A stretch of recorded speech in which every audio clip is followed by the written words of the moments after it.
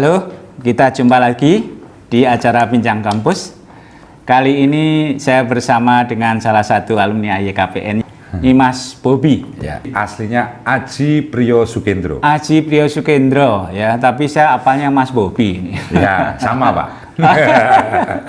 Mas Bobi itu AYKPN angkatan berapa ya?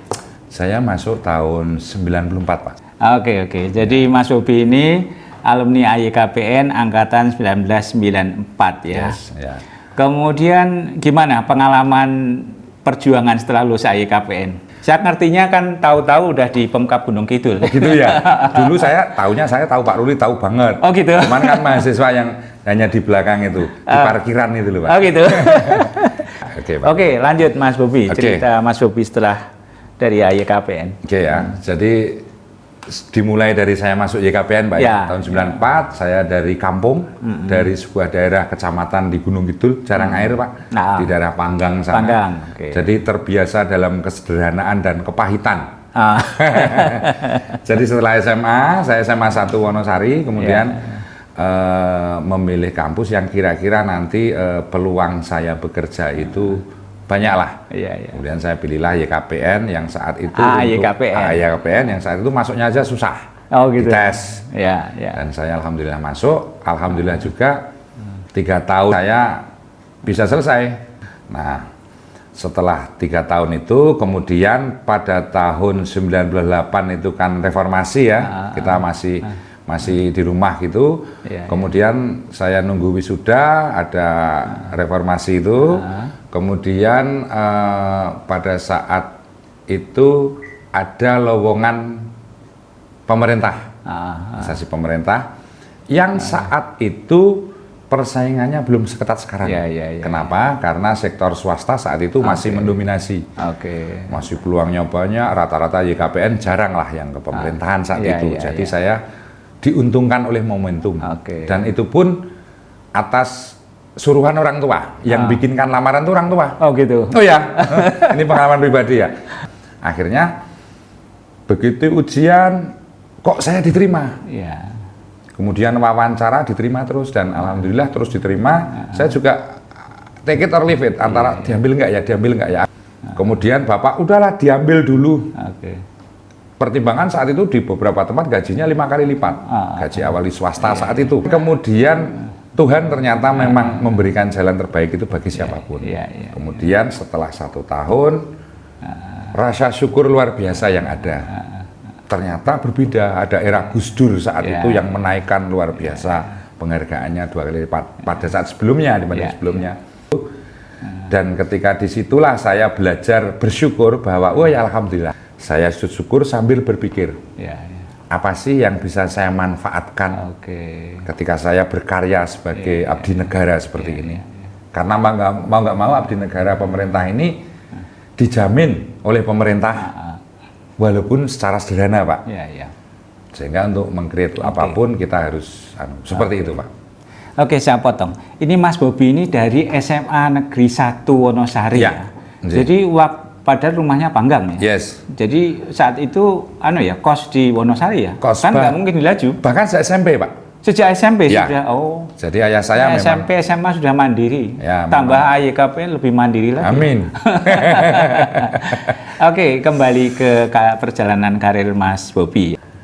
Kemudian karena di RSUD Wonosari saat itu butuh tenaga akunting. Ya. Kemudian saya dimutasikan ke RSUD Wonosari dari tahun 2003 sampai 2019. Artinya saya hampir 16 tahun berkarya di RSUD Wonosari. Di bagian accounting. Di beberapa bagian. Oh, malah di beberapa bagian. Di beberapa bagian. Di dunia kesehatan ya, selama 16 tahun tiba-tiba ada mutasi tanggal berapa? 16 Maret 2019 saya harus pindah tugas ke Badan Keuangan dan Aset Daerah. Paling enggak makomnya sesuai dengan bidang accounting lah ya. Dan saya dipercaya untuk mengelola layanan pajak daerah. Di Kabupaten Gunung Kidul. Ditempatkan di sini, saya juga ada 2 konter yang kami kelola di counter mall pelayanan publik, Ya. sama counter anjungan pelayanan Ya. pajak di BKAD. Ya, ya. 2 tahun ini, Pak. 2 tahun ini. Ya. Jadi kalau saya review ya perjalanan Mas Bobi ini ya sudah luar biasa sebenarnya. Ya, jadi kepercayaan Pemkab terhadap Mas Bobi ya bagus sebenarnya. Ya, insya Allah. Tapi sudah barang tentu itu kan tidak berjalan gitu saja. Yeah. Barangkali ada yang bisa di-share oleh Mas Bobi ke teman-teman AAYKPN utamanya ya. Ya. Ya, kalau kita dianggap orang tua. Nah, Ya. senior bukan orang tua, senior. Ya. Barangkali ada pesan-pesan untuk para junior kita lah ya, yang baik yang masih kuliah maupun yang baru saja lulus. Jadi bagaimana cara membawa diri Ya. di dalam satu organisasi agar akseptabilitas kita itu tinggi, karena Ya. keberhasilan kita itu kan sebenarnya kan tergantung pada akseptabilitas Yes. lingkungan terhadap Yes. kita sebenarnya. Ya. Ya. Oke. Jadi begini, Pak. Pertama kali beruntung sekali saya dilahirkan di desa. Oh gitu. Ya, itu modal dasar di dalam diri saya untuk belajar menempatkan diri, menghargai orang lain, Ya. belajar adab. Itu saya pikir di desa itu lab yang bagus untuk Ya, belajar ya. perhubungan sosial. Ya, ya. Kemudian di AAYKPN, ini Pak ya, saya belajar banyak sekali terhadap dunia menurut saya. Saya dulu juga gabung dengan Mapala, Pak. Oh dulu. Balance Montaner Club. Oh ini alumni BMC. Kemudian gabung juga di UKM Musik saat itu. Dua. Ya. Sekarang namanya kesenian. Kesenian, UKM kesenian. Galertian, ya. Gallery itu, of Art in AAYKPN. ya, itu teman-teman awal dulu di angkatan gitu. kita, Pak. Ya. Itu dulu saya digabung di situ, cuman saya hanya pengekor saja. Oh gitu. Ya. Begitu getun bahasa Indonesianya apa ya, Pak? Ya, menyesalnya menyesal. saya. Nah, menyesalnya saya kok saya dulu nggak aktif. Nggak terlampau aktif. Nggak Sudah aktif terlampau tapi aktif. nggak sangat aktif. Gitu. Yes, karena memang beda sekali pola berpikirnya ketika dulu aktif di organisasi apapun itu. Ya. Beda sekali. Saya merasakan betul ketika di dunia nyata, dunia Ya. kerja sekarang ini. Ya. Tapi setidaknya saya belajar banyak soal pola berpikir. Ya. Kemudian yang kedua, entrengan. Ketika teman kita tidak bisa, justru kita bantu. Oke. Kita spending waktu kita untuk teman-teman untuk kerjain. Justru disitulah menurut saya bergaining kita makin tinggi, makin kuat. Kita membantu tim sebelah itu sebenarnya membantu kita. Karena sebuah aliran organisasi itu sebuah aliran menurut saya. Artinya kalau ada sumbatan di satu sisi berarti menyumbat hal yang lain. Itu saya kerjakan terus-menerus di dalam skala pekerjaan kecil saya. Kemudian ini Mas Bobi, kaitannya dengan kreativitas. Okay. Ya, kalau sekarang itu orang ngomong ya entrepreneurship. Oh iya. Itu ya kan? Betul. Beruntung sekali saya kemarin bergabung dengan teman-teman AAYKPN itu saya belajar PD, Pak. Oh gitu, percaya diri. Gitu. Percaya diri itu ternyata modal. Kemudian dengan banyak berorganisasi itu kan keterampilan kita terasah soal bagaimana berkomunikasi, bagaimana mendekati orang lain, bagaimana itu closing akan sebuah program. Itu ternyata saya manfaatkan di ASN saya ini satu kelebihannya, Pak. Waktu luang, artinya saya itu jam 4 biasanya sudah di rumah. Kemudian ada banyak waktu luang, Sabtu juga libur. Kemudian yang paling utama adalah SK gaji saya bisa jaminkan untuk modal. Oh gitu. Oke. Itulah starting hidup saya untuk melatih entrepreneurship. Oh, jadi ini cerita Mas Bobi ini di samping Mas Bobi ini aktif sebagai ASN di Pemkab Gunung Kidul, itu juga berusaha bangun ini ya, wirausaha itu ya. Insya Allah, Pak, dalam skala kecil. Iya, yang besar itu kan asalnya dari yang kecil. Amin. Begitu, Pak, benar, Pak. Apa Mas itu, Mas? Sekarang ini saya fokus di lembaga keuangan, Pak. Oh, lembaga keuangan. Ya, saya membuka semacam koperasi itu dengan badan hukum itu Baitul Mal wa Tamil. Saya bikin PMT, Pak. Sebuah PMT, lembaga keuangan yang mengelola pembiayaan dan penyimpanan tabungan masyarakat, pengelolaan tabungan masyarakat, begitu, Pak. Dari situ, dan kebetulan istri juga alumni AAYKPN juga, Pak. Oh, alumni? Oh ya. Seangkatan? Jadi nggak punya tantangan saya cari itu dulu. Cukup yang nggak perlu jauh-jauh lah. Gitu. Itu kebetulan sama istri juga baru ngembangin untuk kuliner Pak. Saya bikin food truck pakai VW itu sama kebun hidroponik. Kebun hidroponik. Ya, dikelola istri saya. Apapun itu, ilmu kita harus kita manfaatkan Pak dalam bentuk nyata dan berani. Butuh keberanian. Butuh keberanian karena kan hanya dua, gagal atau berhasil. Atau tidak gagal dan tidak berhasil, nggak ada apa-apanya. Nggak ada apa-apanya.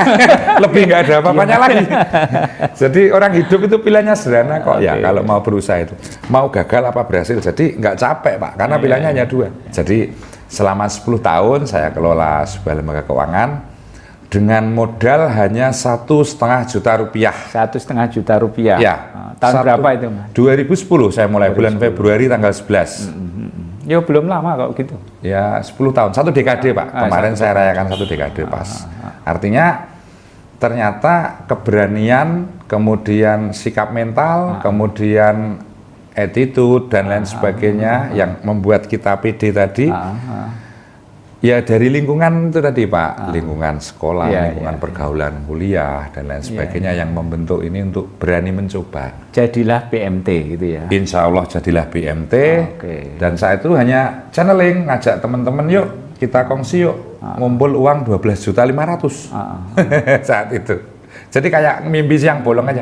Yang penting kita istiqomah jalan terus gitu. Apa nama BMT-nya Mas? BMT Bumi Sekar Madani. Yang di mana lokasinya? Di peri-peri Pak, di perbatasan antara Bantul Gunung Kidul. Bantul Gunung. Ya. Panggang sebelah sana ya. Betul. Di sana. Ini alumni yang jalan-jalan ke sana mau mampir di BMT. Silakan. Kalau mau BMT mau apa ya? Mungkin ke hidroponiknya itulah. Wah ya. Ke BMT kalau mau ke Skyview Pak. Dekat-dekat sama ya, gitu. Monggo silahkan. Kalau mau menempatkan dana juga tidak ada masalah Pak. Tidak masalah ya. Makin banyak makin bagus. Makin banyak makin bagus. Tapi Mas, saya buat kesimpulan ya. Jadi dari sekian banyak hal yang dikerjakan oleh Mas Bobi ini, kalau saya menyimpulkan ya, ini Mas Bobi ini orang yang nggak bisa diam, kreatif gitu ya. Makanya tadi saya tanya apa peran mental entrepreneurship di bidang ke ASN-an sebagai pegawai negeri itu ya sebenarnya kan dari si kreativitas itu. Kan nggak mungkin kalau nggak kreatif itu kemudian bisa dipercaya dari apa tadi yang pertama kecamatan, kemudian ke rumah sakit, kemudian tarik di pajak daerah itu enggak. Jadi itu ya kerja keras dan kreativitas ya. Amin. Ya komitmen kerja keras.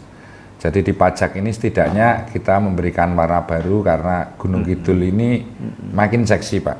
Makin dilirik banyak investor yang tentu nanti punya multiplier effect.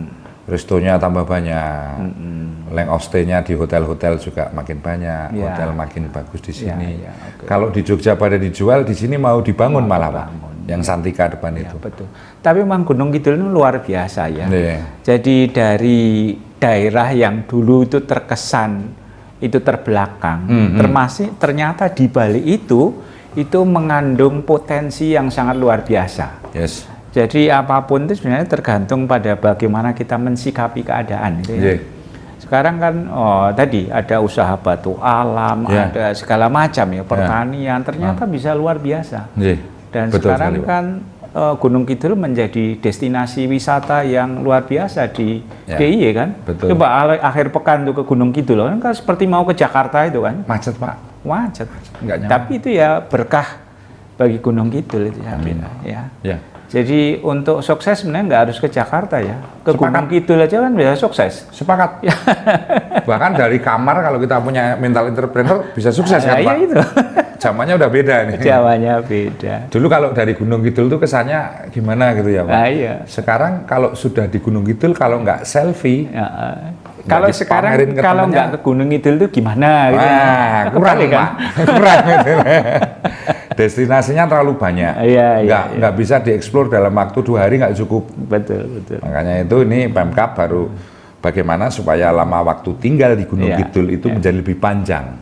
Ini yang baru kita tangkap supaya apa? Supaya semuanya bergerak. Ya, ya. Bisa nginep di sini, spending money di sini, perputarannya jadi lebih bagus lah. Jadi silakan berinvestasi di Gunung Kidul. Ya. Begitu. Oke, buat teman-teman yang mau investasi ini, Mas Bobi. Silakan berinvestasi di Gunung Kidul. Jadi ini memang ladang yang empuk lah untuk berinvestasi di sektor apapun sementara ini. Begitu. Oke Mas Bobi, saya kira ngobrol kita udah cukup panjang ini. Alhamdulillah, terima kasih sekali. Nanti disambung lagi di cerita yang lain. Siap. Tapi intinya nih Mas Bobi ini alumni AAYKBN angkatan 94 ya, yang perjalanan karirnya setelah lulus AYKBN di pemerintah Kabupaten Gunung Kidul. Ya. Dan saya bukan termasuk orang yang smart di YKBN. Iya, tapi ya alhamdulillah dipercaya mulai karir dari paling bawah sampai sekarang di Badan Keuangan dan Aset Daerah. Di samping itu juga masih sempat mikir membuka peluang kerja bagi orang lain dengan membangun PMT dan juga tadi hidroponik dan kuliner gitu. Oke, sukses selalu Mas Bobi. Matur suwun Pak Sururi. Terima kasih pada teman-teman semua. Matur suwun dan terima kasih buat AAYKBN yang sudah memberikan saya pengalaman dan experience yang luar biasa banyak untuk bekal hidup saya. Matur suwun Pak Sururi. Oke, terima kasih. Matur suwun, terima kasih. Assalamualaikum Mas Bobi. Warahmatullahi wabarakatuh.